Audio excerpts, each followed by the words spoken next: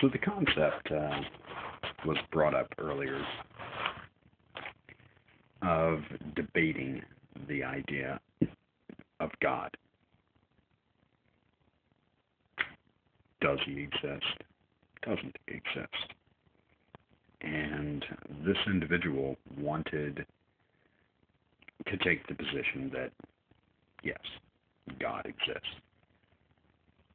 And he wanted to debate people who would take the polar opposite position that God absolutely does not exist. And he addressed this challenge to atheists in general. This poses an obvious problem. To some people, obvious anyway. Some atheists will declare that there absolutely is no God. True. Very true. But a lot of atheists won't allow that intellectual dishonesty to enter into the equation. Because you can't prove it. I can't prove there's no God. Absolutely not. I can't. Nobody can. Any more than, and I'm sure you've all heard this tired example, nobody can disprove Santa Claus. Nobody can disprove leprechauns or invisible pink unicorns. Can't be done. Because you can't prove a negative. You can't. And yes, I understand. There have been some people who have made a valiant effort at contradicting that statement. And some people would put those individuals at the height of atheistic minds. They're wrong. Here's another misconception a lot of people have. Atheism is not organized. There is no hierarchy. There is no church. There is no leader. There is no one who sets a precedent for beliefs of atheists. Atheists share one thing and one thing only in common. They lack a belief in God. Now, how they choose to express that lack of a belief, whether it's through an absolute insistence that they know for a fact there is no God, or if it's more looking at the evidence, looking at what we have to kind of sift through, and seeing there's really no reason to believe in a God. There is nothing that suggests there is a God.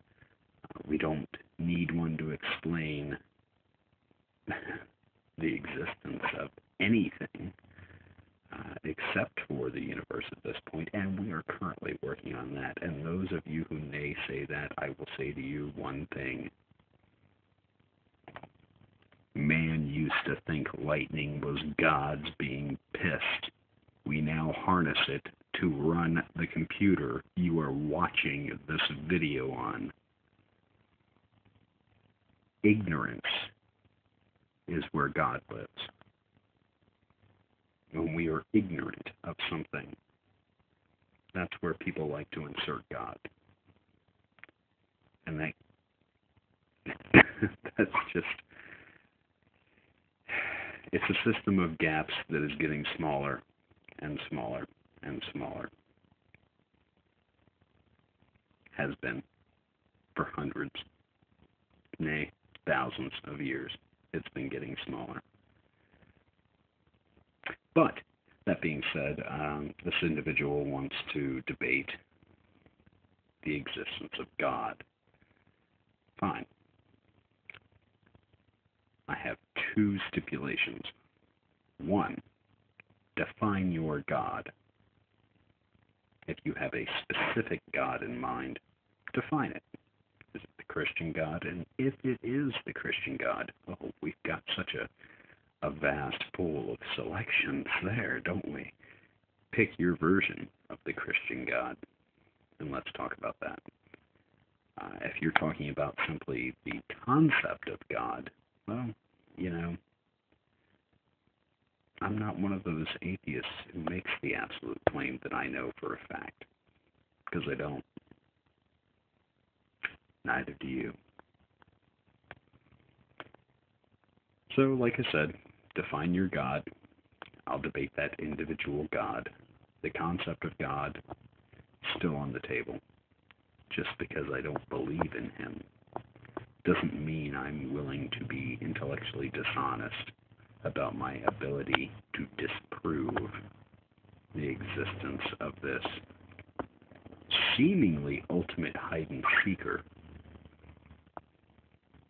Because if he does exist, he sure as fuck doesn't want to be found.